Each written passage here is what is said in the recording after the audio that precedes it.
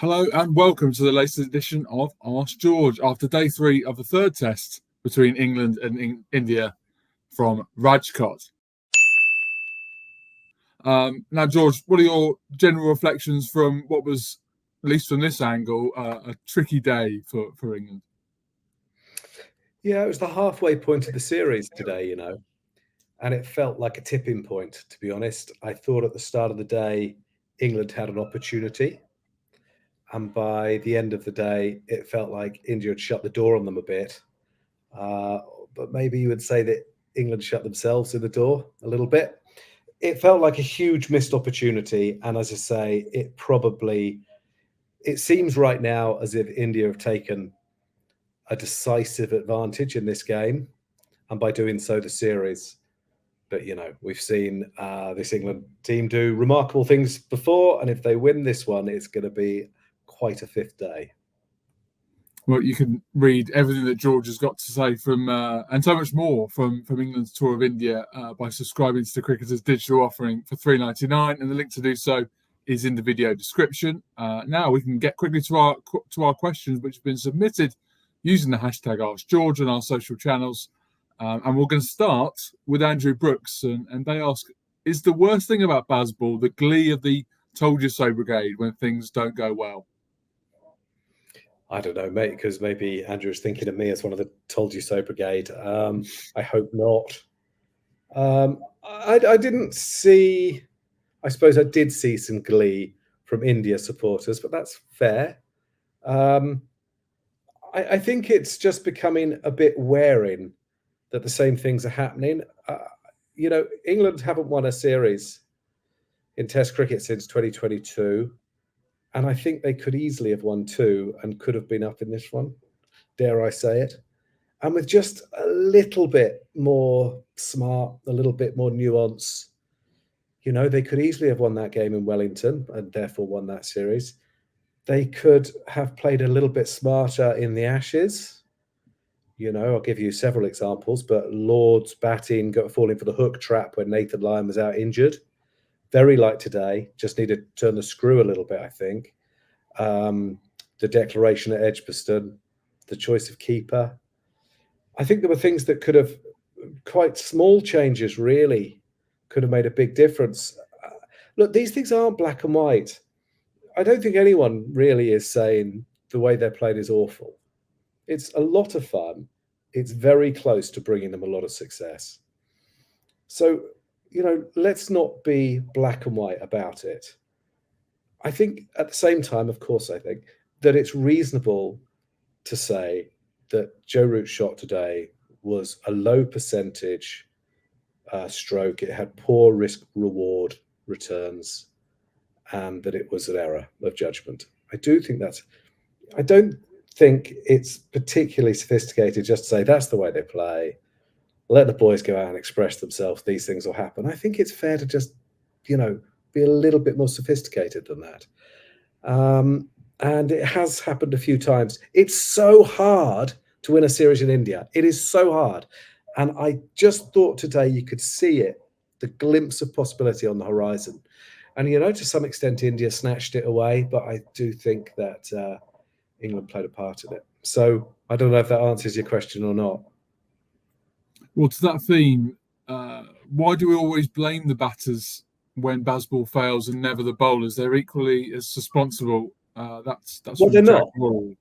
Well, Jack, come on now. They're not. They're not equally responsible. There's so many examples of them not being responsible. I thought the bowlers did an okay job in the first innings. And I thought that, for one thing, they created 15 chances. 2 of the batters dropped chances.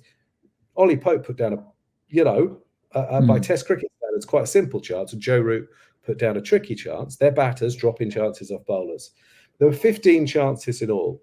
But the main thing is, the bowlers aren't being given a fair chance to recover before they go out in the field. And I thought today you saw 2 seamers who were spent. Mark Wood is a special athlete. He does things that no other bowler who's ever played for England could do, I would say. Maybe Jofra could. But he's bowling at a pace regularly that we've not seen before from England bowlers. And you can't expect to treat him like Alan Richardson or Chris Rushworth or somebody. He's not that sort of classic English seamer. That was no way to being negative about them. But he is not someone who you expect to bowl 10 over spells, keep it tight, nibble it around off the seam. He's a cheater. You know, they run very, very fast for a short distance. You don't want them to do marathons. And I don't think that England gave them a fair chance today. I thought that, 24 hours after they were last bowling, they were back out in the heat. And today was pretty warm. I think it got to 36. I think the batters are to blame for that. So I don't accept the premise of the question. Occidental Tourist asks, why when India down a frontline bowler would route reverse scoop Bumrah at the start of the day? Lots of debate over here about this. What was your feeling about it at the time? And I guess now you've had time to reflect upon it. Well, I've written a piece about it, and I think it was. I think Joe Root's marvellous, and I love the fact that he's always trying to improve as a cricketer. But I do think he's been sucked in to playing out of his comfort zone, and he was one of the England cricketers who didn't need to change. I'll give you an example. Today, very early on, he played his sort of forcing shot behind square, off Bumrah, behind point for 4. Honestly think Joe Root plays that shot better than any England player I've ever seen. That is the sort of rotating the strike, scoring runs just by manipulating his wrists, really manipulating the ball behind square on the offside. He is brilliant at it. So he doesn't really need to go searching for these extra run scoring opportunities. So why did he do it? Let's be fair. Let's try and answer that as if he were here. He would say, I think, that he's trying to disrupt the bowler, and he's a brilliant bowler. He's trying to change the field. He's trying to put pressure back on India. I get that. But I've compared it in the piece to a get-rich-quick scheme, and they tend to be rubbish, don't they?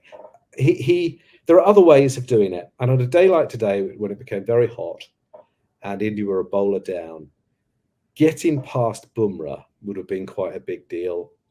And then you can milk the bowling. There was plenty of time. England scores so fast anyway. I don't think it's just a question of saying you can't play aggressive shots. It's not like that. This is a particularly low percentage stroke, I think. Reversing a top seamer. So I think the choice of shot was poor.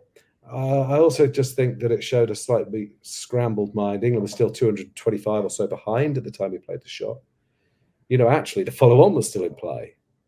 And England needed a lead. So I thought it was a disappointing shot. But I think he knows that more than anyone. He's obviously a super player and a good fella, and we all make mistakes.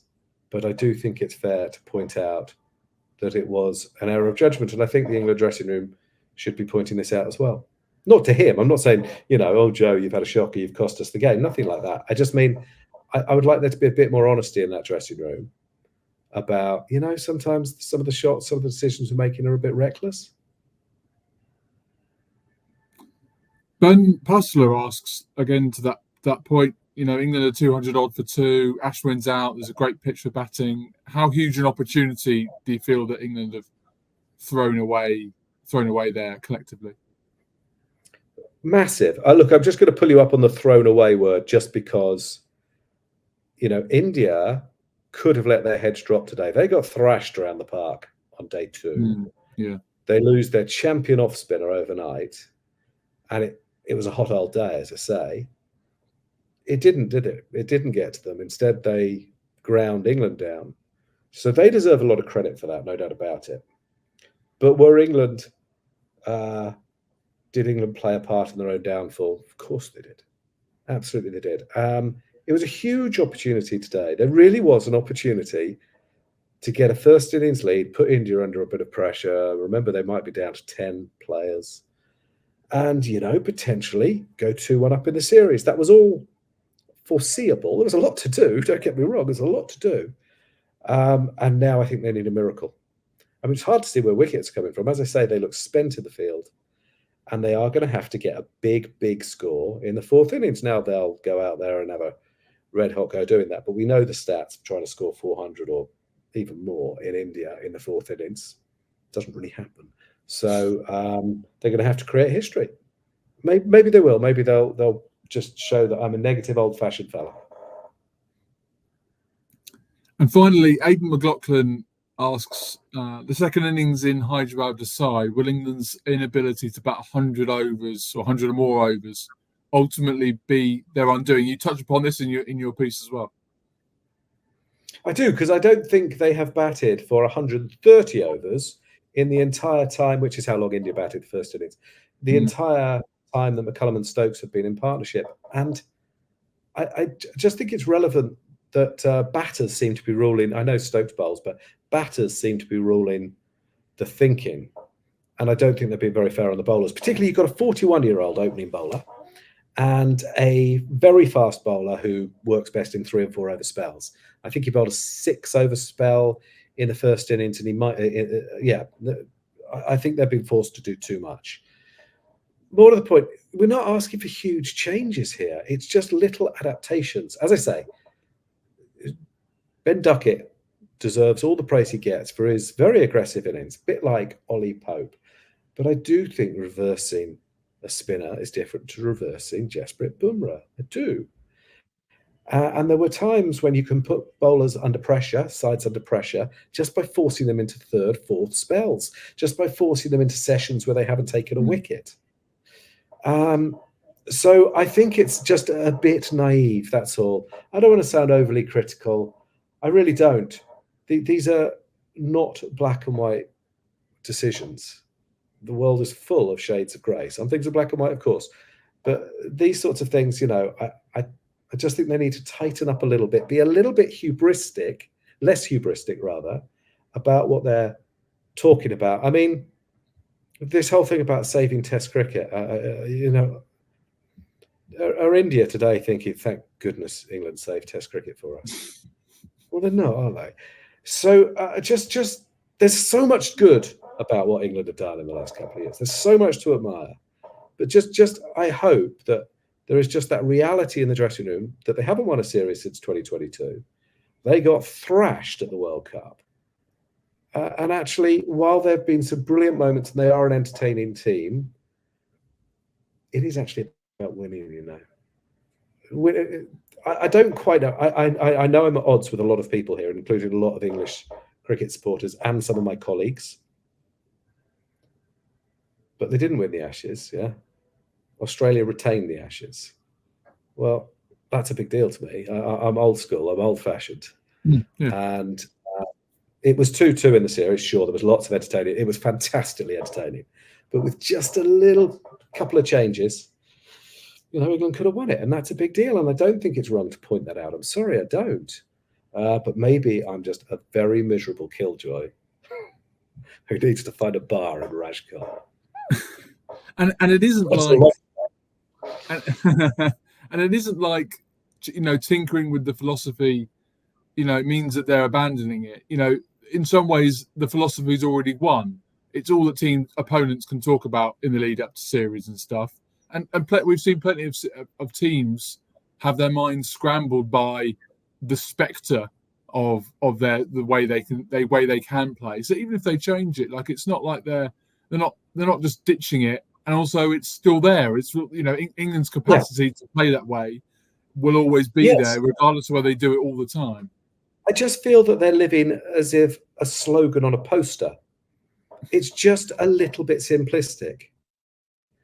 Anyone who, puts an Instagram poster up saying, you can win it if your heart is in it, or any of those things, and show a dolphin cresting a wave. I just think life's a bit more simplistic sometimes. Sorry, a little bit less simplistic, a little bit more complicated. Look, someone said to me today, you have to accept if you live by the sword, you die by the sword. But you really don't. You really, really don't. If you have a sword and you use it to do something, just put it away afterwards. If you live by the kettle, you don't die by the kettle. It's nonsense. This is the sort of simplistic black and white thinking that they need to get away from.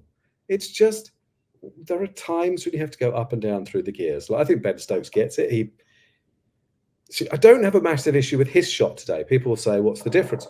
So Ben Stokes, if you didn't see, he's caught basically wide mid-on boundary trying to slog through Jadeja. Okay, a couple of things. He's left-hander. Jadeja's being a left-arm spinner. The shot is on.